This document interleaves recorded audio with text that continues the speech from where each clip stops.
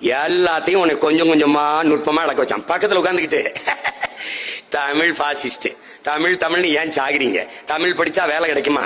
தமிழ் படிச்சா பிச்சை எடுக்க கூட லாய்க்கப்படாது. தமிழ்ல என்ன இருக்கு? தமிழ் சனிய, அதை விட்டு ஒளிங்க சொன்னது யார்? நீ போற்றுகிற உங்கள் பெரியர்.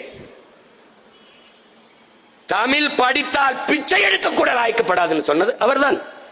ஆனால் கடைசி வரை தமிழே எழுதி தமிழே பேசி பிச்சை எடுத்துக் கொண்டிருந்தார் என்பதை நீ மறந்து விட. அவங்க சாதிச்சுட்டாங்கடா. எதுல சாதிச்சுட்டாங்க? சாதி ஒழிப்பு இல்ல, சமூக நீதி இல்ல, பெண்ணிய விடுதலை இல்ல. எதுல சாதிச்சாங்க நினைக்கிற? உன் மொழியை அழிப்பதில் சாதிச்சிட்டாங்க. முடிச்சுட்டான். இப்ப தமிழ்னு பேசினா நீ வேற்றுக்கிரக ஒரு வாசி போல உன்னை பார்ப்பான். யார் அவன்? தமிழன் நம்மடா.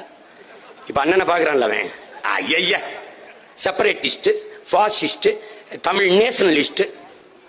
நான் ஒரு லிஸ்ட் வச்சிருக்கேன் உங்களை எல்லாம். நான் 6 மாசம் தானடா, நான் 6 மாசம் தானே.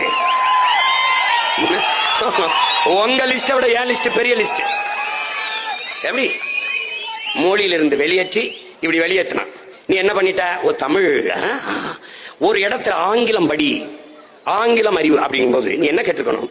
அடுத்தவன் மொழி எனக்கு எப்படி அறிவாகும் நீ கேட்டுக்கணுமா இல்லையா? ஏன் கேட்கல?